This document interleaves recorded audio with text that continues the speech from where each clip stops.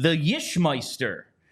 Hate to ask this, but how long before Fedotov is replaced? And we got a ton of Fedotov questions. This one was out of the Die Hard Discord, so I'm showing you this one. Half of our questions were Fedotov, Kolosov related. Coming into the season, before we really knew what was unfolding with Kolosov, I did think, and Charlie and I talked about this, if Fedotov just stinks, it might not be the worst thing. Like, all right, so he just sucks and we suck it up for a year. And then, like, I bet you they terminate his contract at the end of the season. And guess what? Flyers are picking in the top 10. It's a bad goaltender is a great way to stealth tank. That is a stealth tank. You can develop your forwards and still do some things. And some other guys can look good. But guess what? You gave up 6 goals every time that guy played. Welp. But now you have the Kolosov factor, where it's before I was just willing to chalk it up and go, 1 out of every 4, we have a goalie who absolutely stinks, and that is what it is. But now I don't want to give him that kind of leash if it could potentially cost us a guy who could be part of the future. So here's Alexei Kolosov. Fair, but and I don't watch Phantoms games, so I have no context for this, but the numbers I think for Kolosov are not he's not exactly lighting it up down there. So, it would be one thing, I think, if he was playing lights out in Allentown and you've got Fedotov up here stinking it up. Maybe then it's all right, let's make a swap here because it's not like anyone's going to claim Fedotov if you waive him. Maybe we make a swap and we let Feddy go down and figure it out down there. We give Kolosov a chance. But, what happens if Kolosov comes up and he stinks too? Kolosov in 3 games for the Phantoms, 306 goals against, 878 save percentage. He has stopped 65 of 74. He's let in 9 goals. So not exactly killing it down there. And that's maybe the best thing for everyone because it at least keeps the pressure off that decision for the time being. If it's obvious he needs to develop and get better there. But what if Makiniemi is just a solid backup? He could be a Brian Elliott. He's just a guy. Maybe he's just fine. Maybe that's the answer. Maybe that is the answer. Maybe you have those two down there. I wouldn't being Russian together. Yeah, maybe they figuring out their goals. Go be Russian. Just go be Russian together. No one has to be sad. They have a friend. His complaint about not having anyone who speaks Russian. Now he's got a friend. Here you go. They can both, figure it out. Split the games. Yeah. See what happens. Maybe that's the answer. Be a dynamic duo. Yeah. Yeah. I don't know. We'll see. I would love to see, especially if this end of October thing is true, which we don't know. Elliott Friedman did say it. Elliott Friedman tends to be right. He usually knows stuff. But these are usually fluid situations. And I feel like he gets a lot of stuff from agents and maybe the agent was you better know by October. Yeah. Yeah. So who knows? We'll see how it all plays out. But I do think that Fedotov is going to get a longer leash than another random insert backup goalie here would get simply because of what it took to get him here and the money and all that kind of stuff. I really think they're going to give him a long shot to figure it out. And maybe he does. Because all he has to do is just be big.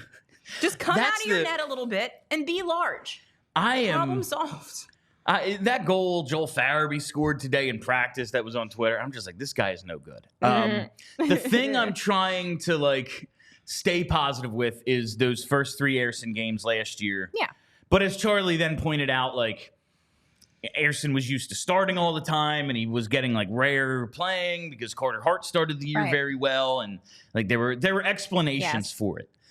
And we'd seen him in his call up the year before in 10 games, look at least competent. Yeah.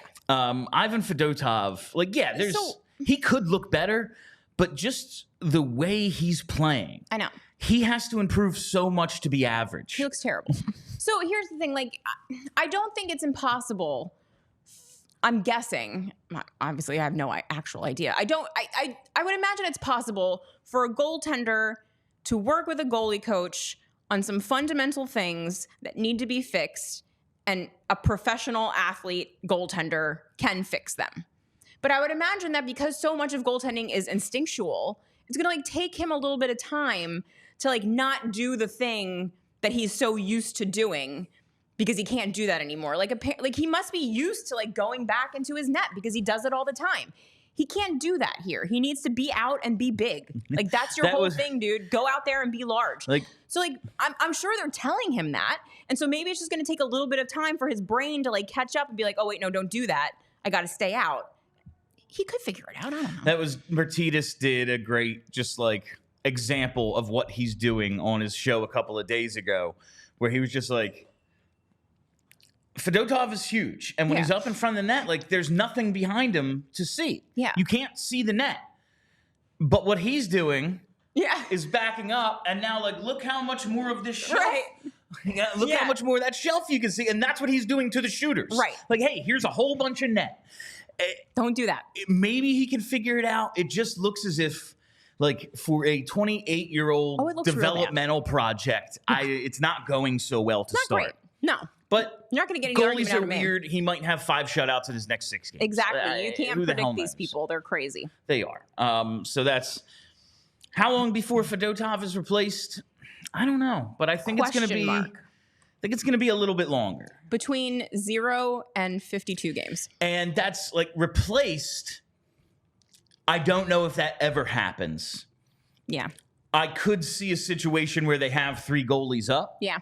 And do a little rotate situation. Ersson remains on a starter's track, and the other 2 are sometimes one plays, sometimes the other plays. Yeah.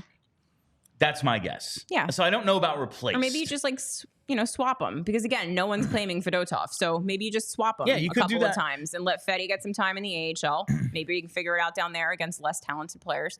And then, switch them back. I don't know. There are options. There are definitely options. I really wonder if they want to send him to the AHL. Like, I'm sure they don't want to, but like, it might be good. Might be. And listen, I know not everyone wants to go to the AHL, but especially in Fedotov's situation, making the money he's making. Yeah. You know how rich you'll be in Allentown on that salary? No escrow in the AHL. Right. You actually make more. There you go. If you're on an NHL deal, you make more. So that's what's going on with that. I don't know if he's ever replaced, but I could see a 3-goalie situation. Yeah, I could see it.